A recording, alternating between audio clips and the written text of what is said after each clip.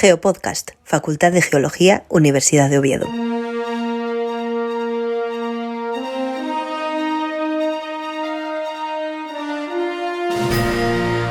Muy buenas, bienvenidos, bienvenidas a un nuevo Geopodcast de la Facultad de Geología de la Universidad de Oviedo.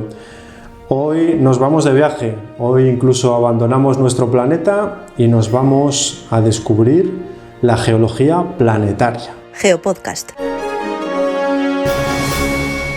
Para eso tenemos con nosotros a Susana del Carmen Fernández, profesora del Departamento de Geología de la Universidad de Oviedo. ¿Qué tal, Susana? Hola, buenos días. Pues muchas gracias por acompañarnos hoy y llevarnos de viaje más allá de nuestras fronteras habituales. La primera pregunta es obligada. ¿Qué es esto de la geología planetaria? Bueno, la geología es una, no es toda, ¿no? Desde mi punto de vista no hay una geología de la Tierra y una geología de los planetas. Creo que la geología es de la Tierra y los planetas y que encima es un área que históricamente nosotros la tenemos muy abandonada. Dependiendo del país en el que nos encontremos, la disciplina de la geología planetaria tiene una dimensión totalmente diferente.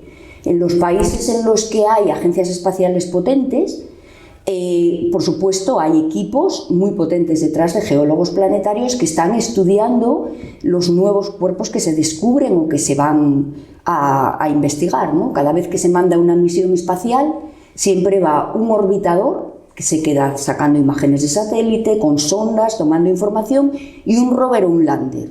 El rover o el lander, en este caso el rover tiene ruedas, el lander no, son los geólogos de campo, que no podemos ir en persona, son robots, pero que en realidad son geólogos y que van equipados con cámaras, con instrumentos para poder hacer análisis, que son los mismos que se hacen en los laboratorios de geología. Entonces, la geología es una, la puedes hacer en la Tierra o la puedes hacer en cualquier otro cuerpo del sistema solar al que te puedas acercar con un rover, un lander o con un orbitador, ¿no? Entonces, desde mi punto de vista, la geología, por analogía, nosotros estudiamos otros cuerpos planetarios por analogía con la Tierra. Por ejemplo, a mí me atraen muchísimo los cuerpos helados, porque realmente la geología lo que busca es vida, o busca indicadores geoquímicos compatibles con la vida. Quizá el indicador de vida más claro que se busca en otros cuerpos del sistema solar es el agua.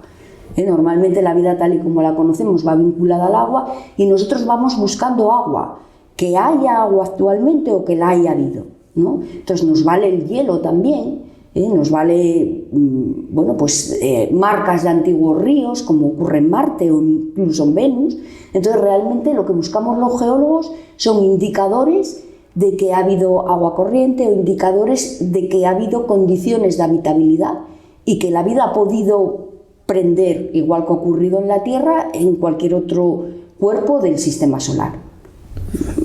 Y estos cuerpos, Marte o cualquier cuerpo planetario, ¿estáis encontrando similitudes con el planeta Tierra, con lo que conocemos, con la geología terrestre, aunque no sea la expresión que vamos a utilizar? Surge un poco la idea de los análogos planetarios. Realmente no hay ningún lugar en la Tierra que sea igual que Marte o que la Luna, pero sí que hay lugares que se parecen mucho, por ejemplo, a Marte. Un análogo planetario de Marte es la Antártida, ¿no? Yo me he acercado a la geología planetaria desde la Antártida. Primero empecé a trabajar con el permafrost antártico hace muchos años, en el año 2009, y allí conocí a todos los geólogos planetarios que me han metido luego en esta línea de investigación. Entonces realmente tú vas a la Antártida a buscar condiciones similares a las de Marte. Marte es rojo pero es muy frío, ¿no? Y se busca la Antártida en vez del Ártico porque no hay influencia humana. Entonces, pues muchos de los sensores que llevaba el rover Curiosity se probaron en Marte, en la Antártida, en el permafrost antártico, ¿no? Se miran los sensores, a ver si van a poder funcionar en Marte o no, y se hace en la Antártida. Hay algunos otros sitios, por ejemplo Río Tinto, que también es un análogo planetario de Marte, ¿no? Por sus condiciones geoquímicas, o por ejemplo, Tenerife. El profesor Jesús Martínez Frías entrena astronautas que van a ir a la Luna para reconocer las rocas de la Luna y poder coger muestras, como ya hicieron las misiones Apolo, y lo hacen en Tenerife. Entonces no hay ningún lugar en la Tierra que sea igual que Marte o que sea igual que la Luna, por supuesto igual que el infierno que es Venus, no hay ningún lugar igual, pero sí que se aproxima. Entonces nuestros experimentos los hacemos en esos sitios recónditos y probamos los sensores que luego van a ir a las misiones y que tienen éxito, ¿no? Bueno, ¿y las herramientas que utilizáis hoy en día? Ahora mismo nos comentabas la toma de muestras cuando se hacen misiones espaciales, creo que aludías también a imágenes de satélite, no sé si me quedé con la idea exactamente. ¿Qué herramientas utilizáis hoy en día los geólogos para estudiar sitios que están tan lejos? Pues mira, utilizamos las mismas herramientas, por eso estoy yo, es la cartografía, que encima es pura geología la cartografía. Sabéis que nos distingue del resto de científicos, que nosotros sabemos hacer mapas. Pues lo que se hace es hacer cartografía. ¿Y con qué herramientas? Pues con la teledetección. Entonces tenemos imágenes de satélite. Cada vez que va una misión lleva un orbitador que hace lo primero un altímetro láser. El LOLA o el MOLA son topografías de muchísimo detalle, el LOLA de la Luna, MOLA de Marte, pero se hacen con un altímetro láser. Y lo primero que se hace, pues eso es un MDT de muy alta resolución. Luego hay pues otros sensores que cogen imágenes del visible, igual radar, todo lo mismo que se hace con la teledetección en la Tierra para poder caracterizar sitios recónditos, pues se hace, van en esas misiones, pues van sensores que recogen información cartográfica y que reside toda en geoportales. La diferencia entre la teledetección en la Tierra y la teledetección en Marte es simplemente que en Marte yo tengo un geoportal con toda la información gratuita y disponible. Cualquier persona desde su casa, no tiene que ser un científico ni tener financiación para ello, puede hacer una tesis perfectamente en Marte, disponiendo de la última información que han generado pues los sensores de la NASA de cartografía en Marte. Por ejemplo, eso es muy bueno para los alumnos o para una facultad disponer de esas herramientas de forma gratuita, porque pueden acercar a los alumnos al último estadio del conocimiento desde la facultad sin necesitar muchos recursos, ¿no? Entonces, bueno, todo eso está en abierto para cualquiera que tenga interés en temas planetarios, ¿no? Antes nos hablabas de cartografía. ¿Qué representáis en los mapas que se vean en otros planetas? ¿Rocas, formas del relieve? ¿Qué se representa realmente en esos mapas de los que nos estás hablando? Pues exactamente lo que tú dices. O sea, lo primero que se representa es la topografía. Necesitamos un altímetro láser que nos haga una topografía de muchísimo detalle para hacer perfiles. Hay muchísimas herramientas y visores que te permiten en tiempo real hacer perfiles de los cráteres de la Luna, por ejemplo. Entonces, lo primero que se representa es la topografía.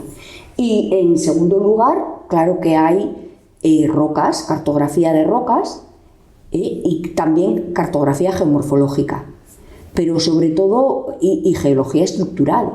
Vale que tectónica de placas solo la tenemos en la Tierra, ¿no? En Marte ha habido una tectónica de placas incipiente, pero nunca en ningún otro planeta de nuestro sistema solar se ha desarrollado una litosfera como aquí, ¿no? Entonces ha habido Venus, tiene algunas evidencias de que ha intentado abrir placas pero no ha podido, y Marte también, ¿no? Tiene algunos rasgos geotectónicos, por decirlo de alguna manera, que parecen indicar que se ha intentado abrir algún punto triple, algo de placas, pero ha parado, ¿no? Y solo lo tenemos en la Tierra, pero eso no implica que un geólogo estructural no tenga trabajo en Marte, en Plutón, en Venus, porque hay fallas y hay actividad volcánica y hay otras estructuras tectónicas que se necesitan cartografiar para poder interpretar cómo fue la historia geológica de ese planeta. Entonces, cualquier cosa que hagas en la Tierra geológica la puedes hacer en la Luna, la puedes hacer en Marte, la puedes hacer en Venus. Lo único que tienes que tener es interés por hacerlo. ¿Cómo está España ahora mismo en el ámbito de la investigación planetaria? ¿Cómo está nuestro país ahora mismo posicionado? ¿Estamos en la media europea?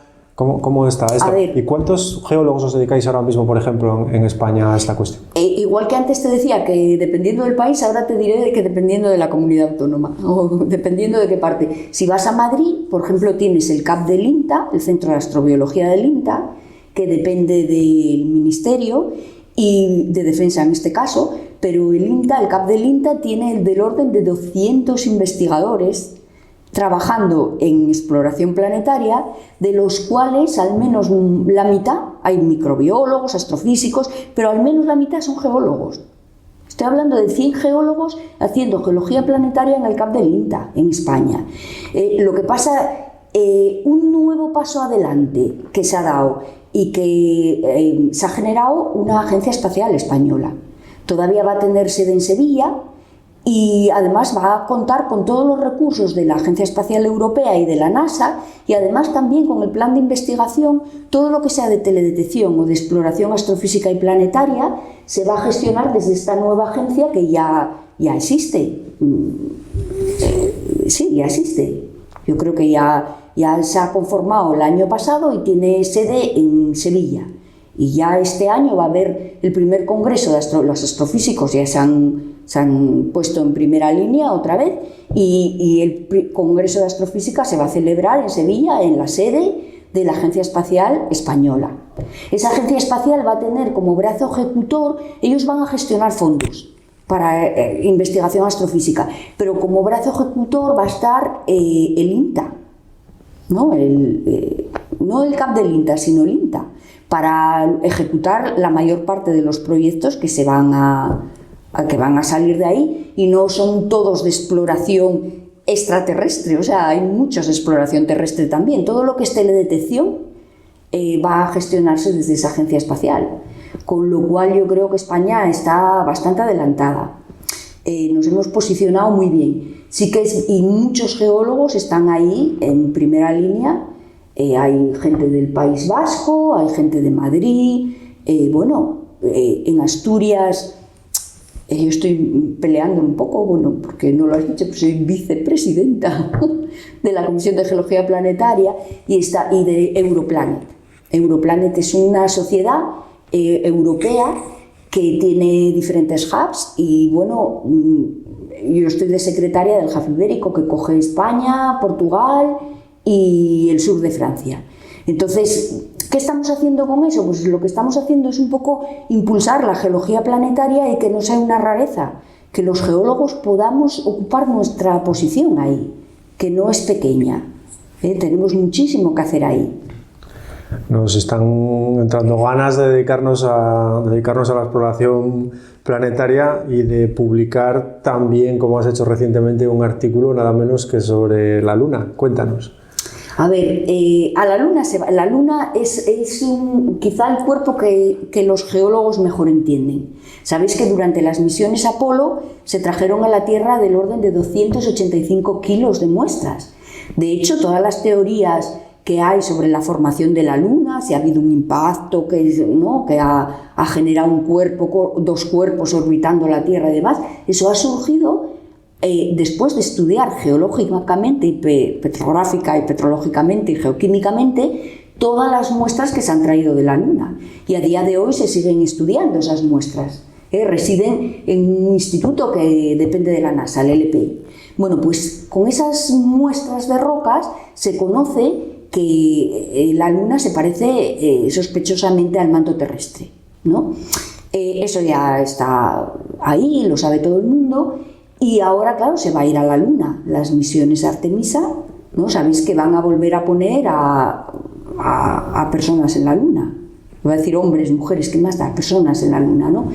Y la Luna está ahí. Es el primer paso para hacer una estación estable, porque realmente lo difícil en la exploración planetaria es poner en órbita las cosas. Es que cuando la gente negacionista dice, es que yo no me creo que se haya ido a la Luna, porque con un ordenador de 3K, pero si tú aquí lo que necesitas es lanzar un cohete y ponerlo a 11 metros por segundo, y necesitas una lanzadera y necesitas combustible en cantidades industriales para que el cohete salga. Si realmente a la Luna se fue con la segunda ley de Newton, no se necesitó más. Y es que tristemente nos ocurre lo mismo. Tú necesitas poner en órbita, sacar de la fuerza gravitatoria de la Tierra, acelerar a 11 metros por segundo toneladas de material, que es lo que implica un cohete, ¿no? Y ese es el problema, es el cuello de botella. Entonces, ¿por qué la Luna? ¿Por qué se va a poner una base estable en la Luna? Y dice, bueno, pues es que la Luna tiene el 10% de la gravedad terrestre. Si tú logras llevar, ¿no? Tú logras llevar material a la Luna, luego sacarlo de la Luna para ir a Marte o para atrapar un asteroide de oro o esas cosas que nos suena a ciencia ficción, pero que la NASA ya lo está haciendo. Eso ya se está haciendo, no es ciencia ficción, es ciencia y es técnica y es tecnología, ¿no? Entonces tú, para poder hacer eso, necesitas salir de la Tierra, y salir de la Luna es mucho más fácil. O sea, que a la Luna se va a ir y se va a estabilizar. ¿Y en qué consiste mi trabajo? Bueno, yo he buscado, como trabajo en la Antártida y hago espectroscopía y teledetección en los hielos antárticos y en los glaciares negros antárticos, yo lo que he buscado es, con mis herramientas de la Antártida, he buscado agua en la Luna. Y lo he buscado agua en formato hielo, glaciares negros. He buscado dónde puede haber en la Luna glaciares negros, que es hielo que está envuelto en lápigi, que puede ser de un impactador, imaginaros un impactador de hielo contra la Luna, pues ha quedado en el regolito lunar parte de ese hielo, pero en color oscuro, negro, mezclado con rocas tipo andesita. Lo mismo que yo hago en los glaciares negros de la Antártida. Entonces es lo que he hecho. He explorado con las mismas herramientas con las que exploro en la Antártida la posibilidad de que haya hielo en la Luna. Y lo he encontrado en algunos cráteres del polo sur de la Luna, tienen un porcentaje elevado de tener lápigi mezclado con hielo. Y la otra cosa que he buscado en la Luna es litio. El litio, ¿para qué? Pues para hacer pilas allí, no es para traer el litio de la Luna. En la Luna, en principio, bueno, el isótopo 7 del litio, que es el que se utiliza para las pilas, pues se forma por el viento solar, por espalación se llama el proceso, ¿no? Partículas de alta energía bombardean la superficie de la Luna y generan helio 3 y generan litio 7. Y entonces yo lo que he hecho es también, con las mismas herramientas que utilizo en la Antártida, de teledetección, espectroscopía, a lo que yo me dedico, de cartografía, buscar dónde puede haber litio y dónde puede haber hielo sucio, glaciares negros en la Luna. Y ese es el artículo que me han publicado en un número especial de recursos en la Luna. Porque es que se va a ir, y no vas a ir con la botella de agua bajo el brazo, ni con las pilas, porque entonces no sales de la Tierra. Si tienes que llevar una batería como los Tesla, ya no saliste de la Tierra. Y entonces es mejor, ¿no? Allí en el regolito lunar es muy fácil de procesar, y es que, bueno, no es ciencia ficción. Esto es ciencia y tecnología. Resultados como el que habéis publicado en este artículo también se van a dar a conocer en una sesión de geología planetaria que se va a desarrollar en el próximo Congreso Geológico de España, que tendrá lugar este verano, si no me equivoco, en Ávila. Te toca organizar esta sesión de geología planetaria. Más o menos, ¿cuáles son los grandes temas que tenéis pensado abordar? Bueno, la sesión ha salido adelante y esto es un hito para los geólogos, para todos los geólogos, porque realmente los geólogos que vayan al Congreso van a tener la opción, incluso hemos montado un curso para aprender a hacer cartografía planetaria y conocer esos geoportales donde está toda la información gratuita y que tú en tu casa te puedes descargar, y si usas QGIS, ArcGIS, lo que quieras. Un GIS, bueno, yo soy de código abierto en todo, yo soy muy partidaria, soy más de la Agencia Espacial Europea que de la NASA, en el sentido en el que a mí me gusta el software libre y creo que hay muy buenas opciones. Y para los alumnos, yo siempre pensando en los alumnos y en la gente que está empezando, ¿no? Y que no tiene recursos, lo tiene todo a su disposición. Entonces hemos preparado, lo he preparado yo junto con un compañero del CAP del INTA, un curso de cartografía planetaria muy cortito de 2 horas, al que se puede sumar cualquier geólogo que ande por ahí, o por lo menos a echarle un vistazo. Y luego la sesión ha salido adelante con varias charlas orales, y en esas charlas orales vamos a tocar todo, desde exoplanetas, que ha habido alguna aportación de exoplanetas, hasta el estudio de los casquetes polares de Marte con georradar, hasta la cartografía de la Luna, ¿no? Y también vamos a hablar mucho de meteoritos, porque los meteoritos en principio no son muy fuertes, pero es muy importante tener muestras. Porque quizá el principal cuello de botella en esto de la geología planetaria es que no tienes muestras, o tienes muy pocas. Por eso es tan importante la Luna, porque de las lunas hay muestras. Y por eso son tan importantes los meteoritos, porque te cae una condrita que anduvo por ahí 5.000 millones de años y te cae ahora y sabes cómo eran los inicios de nuestro sistema solar, ¿no? Entonces los meteoritos tienen la importancia de que son las muestras de roca que nos cuentan, igual que en la Tierra las rocas hablan, nos cuentan toda la historia del sistema solar y en algunos casos nos puede contar hasta la historia de la vida, nuestra historia, de dónde venimos y a dónde vamos, ¿no? Entonces los meteoritos también tienen su sitio en esta sesión y la cartografía, le hemos dado un enfoque de cartografía y de último estadio del conocimiento y de cartografía geológica planetaria. Vamos a ver cómo se hacen los mapas de Marte, cómo se hacen de Venus, cómo se hacen de la Luna, qué podemos buscar, qué podemos esperar de la exploración planetaria. Y bueno, va mucha gente de esta casa, aunque creáis que no, desde el director del museo, pasando por mí y otra gente. Olga, también petróloga, otra gente que tiene interés en la geología planetaria, pero ha encontrado pues ahora mismo un sitio en donde hay un foro para los geólogos donde ir a contar tu trabajo, ¿no? Pues nos veremos en Ávila dentro de unos meses. ¿Ustedes van? ¿Vosotros vais? No, pero que eso no se puede decir aquí. Tengo que acabar, a ver cómo hago. Cortado, Me va a dar la risa ahora. No lo acabo. A ver.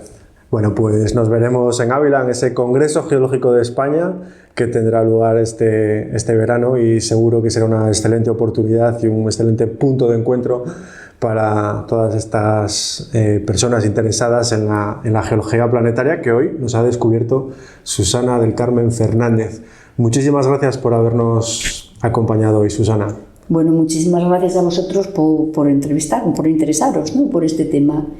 A todos ustedes también muchísimas gracias por habernos acompañado en este nuevo GeoPodcast que ha sido extraterrestre en el día de hoy. Reciban el saludo de Luis Alberto Pando en la parte técnica y de Carlos López, quien les ha hablado. Nos vemos, nos escuchamos en un próximo episodio. Hasta entonces, que sean moderadamente felices. GeoPodcast, Facultad de Geología, Universidad de Oviedo.